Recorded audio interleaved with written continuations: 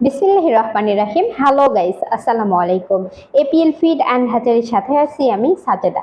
APL feed and hatchery পক্ষ থেকে সকলকে জানাই আন্তরিক শুভেচ্ছা ও অভিনন্দন।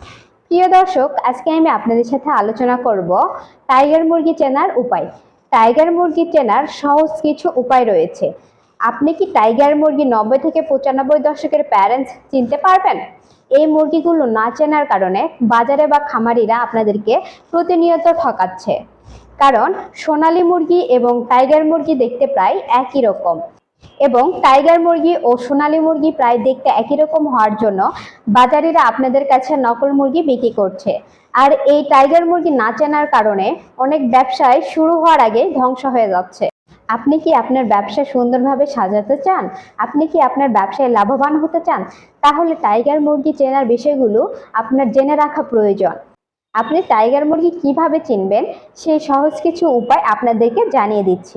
টাইগার মুরগির পা ও ঠোঁট মোটা হবে। টাইগার মুরগির জন্মের পর ওজন আসবে 40 থেকে 45 গ্রাম, এবং টাইগার মুরগি অন্যান্য মুরগির থেকে একটু খুব চঞ্চলকর হয়ে থাকে। টাইগার মুরগির কালার 4টা, এবং তার মধ্যে সাদা, লাল, কালো ও আরেকটি রং হচ্ছে সাদা ও কালোর সাথে আরেকটি মেশানো। টাইগার মুরগি দেখতে খুবই সুন্দর ও মোটাসোটা হয়ে থাকে।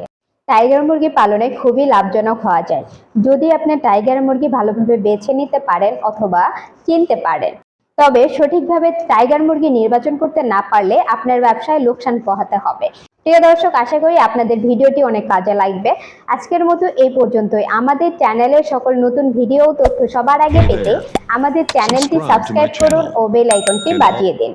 লাইক, কমেন্ট, শেয়ার করে অন্যকে দেখার সুযোগ করে দিন। আজকের মতো এখানে বিদায় নিচ্ছি। সবাই সুস্থ থাকুন, ভালো থাকুন। আল্লাহ হাফিজ।